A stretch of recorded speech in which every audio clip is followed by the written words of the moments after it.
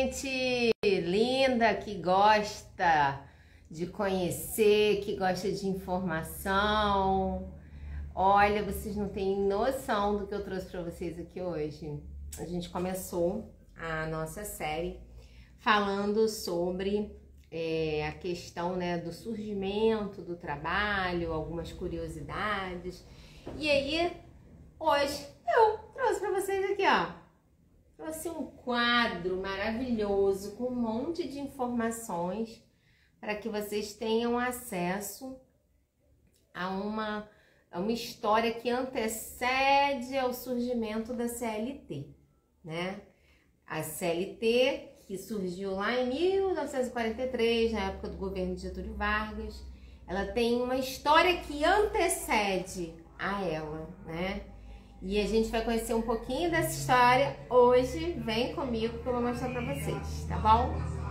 Bom, eu vou começar falando aqui sobre um período bem específico, gente. Eu vou começar falando lá no fim do século XIX, início do século XX. Vamos entender o que aconteceu nesse período? É bem legal a gente estar atento a isso.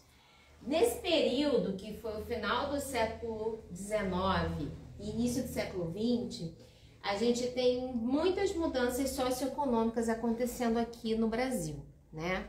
E aí a gente vai destacar a questão da abolição, né? Que foi lá em 1888 com a Lei Áurea, tá? Essa foi uma das situações nesse período que declinaram para uma mudança estratégica em todo o cenário, né? Combinado também com a chegada de imigrantes no nosso país, né? Esse combinado de situações ocasionou um aumento populacional considerável e um aumento de mão de obra, né? Mão de obra é essa que precisa comer, ó, comer, alimentar os filhos, né? Então, todo esse conjunto de situações no final do século XIX, início do século XX, vão criar aí esse cenário de aumento populacional.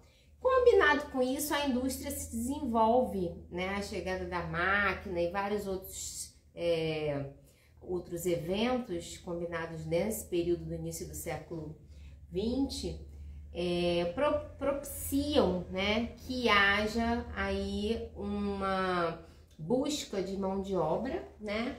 E dentro desse período vocês vão observar também que os pais e os filhos também trabalhavam, tá? Então tinha mão de obra infantil efetivamente sendo utilizada dentro das fábricas e das indústrias.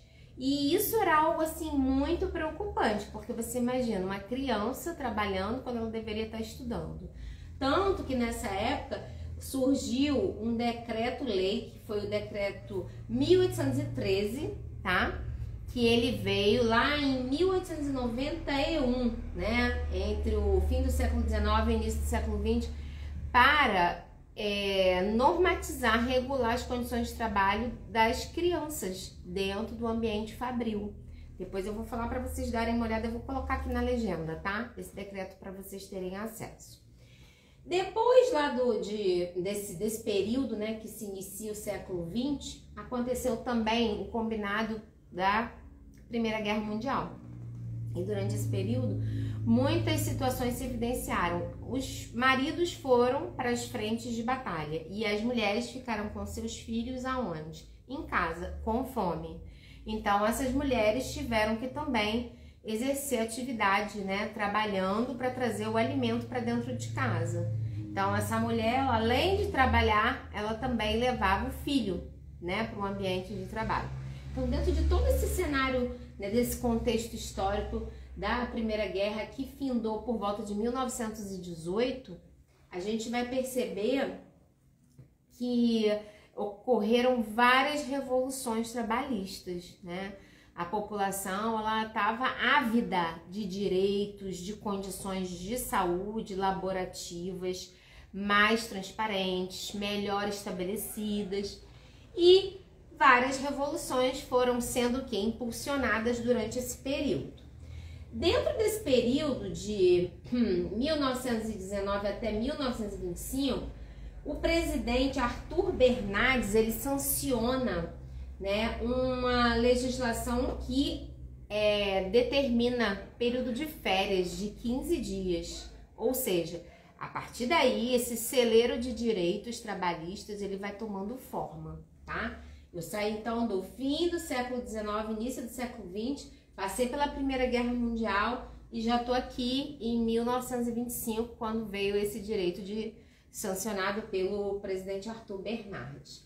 Quando a gente chega na Era Vargas, por volta de 1929, né, a gente já tem aí um outro contexto, né? A gente precisa ter em mente que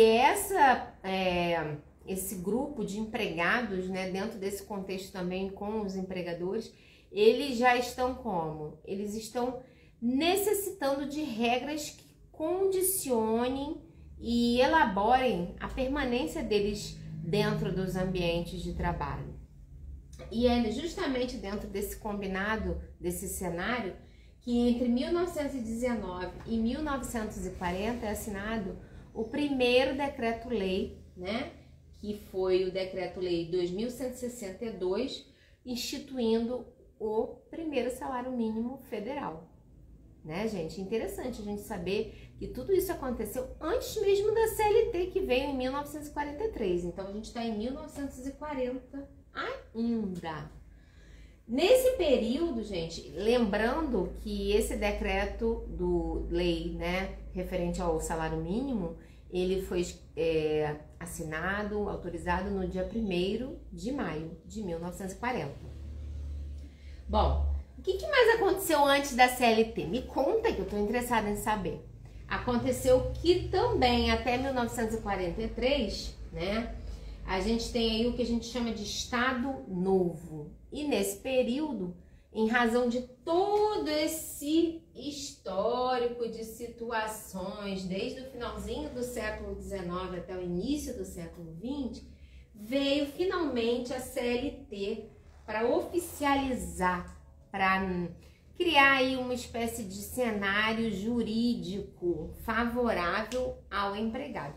Mas, gente, muita água rolou desde então e ainda muita água há de rolar, né? Eu passei aqui rapidinho para fazer essa retrospectiva. Não quero que vocês esqueçam que tudo isso aqui que eu relatei antecede a 1943, tá? Ou seja, desde o fim do século XIX até 1943, a gente tem esse monte de situações acontecendo. E a principal delas, o nosso povo em busca de direitos, né? Essa é a maior lição de hoje de conhecimento. Um beijo, espero que vocês tenham gostado.